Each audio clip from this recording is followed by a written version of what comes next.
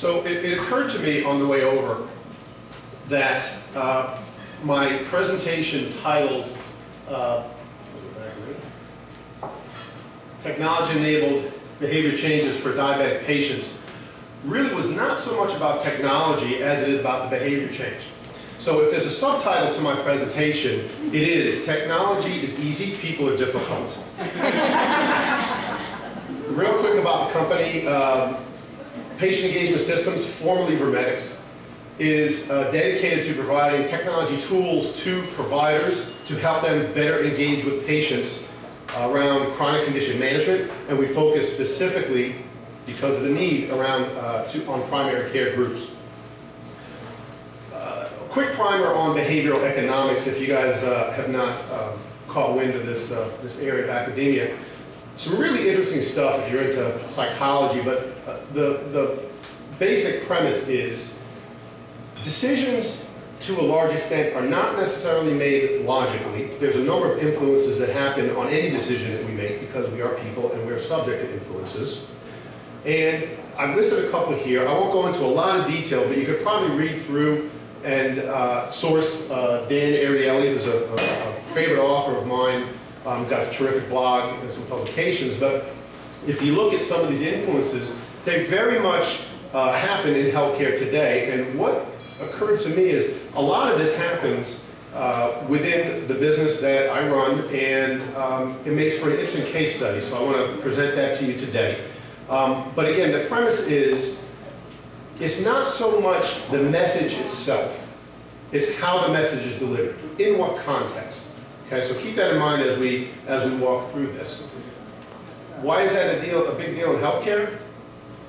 There's some big dollars behind it, and there's a lot of dollars that are spent, perhaps misspent, because of these decisions that we make that are not necessarily based on what one might call logic. So for example, there's a study a couple years back on taking beta blockers after a heart attack. Heart attack is a major event in a person's life, and the number of patients who actually regularly take their beta blockers following a heart attack was 60%. So the question is, what's up with the 40%? Why wouldn't this group be 100%? Just had a heart attack. So it begs the question, what other influences are happening, or what are the ways that the messages are delivered that would impact whether a person does or does not take their beta blockers? The theme in healthcare today is around patient engagement. Patient engagement very much has to do with the decisions that a patient makes.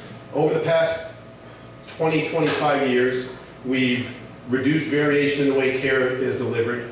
We've optimized the way benefit plans are structured. So this last mile is really about how patients are, with the information that patients do get and what decisions ultimately they make, because the prior slide indicates that there are some big dollars behind this.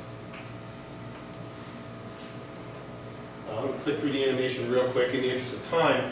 And what I want to focus on really is this dynamic right here. How we get to the information that's delivered to the patient is a story that takes a little more than 5 minutes to tell. But the information that gets to a patient is when it is branded by the physician, when it is framed in the context of a benchmark, and when it is delivered with the message of loss aversion. You'll go back to the prior slide of the dynamics of behavioral economics, really does make a change. Okay? So the physician will tell you one thing, you will listen to the physician. Okay? That is reference. It is also reference to say that if my A1C test comes back at 7.5 and the normal range is up to 6%, well, I'm an outlier. Nobody wants to make an outlier. The loss aversion takes a very strong theme as well, because no one wants to lose their health. No one wants to be on the downside of managing their health. Okay? So creating this change really leads to a lot of impact, you'll see, on utilization. specifically emergency room utilization and inpatient utilization, and ultimately cost. Okay? These are the results of an NIH-funded clinical study that we did about 5 years ago, really before any sort of behavioral economics came out, and we started to wonder, well, why does this work so well? It's not because of technology, it's not because of other influences other than somehow we got to reach patients where others did not.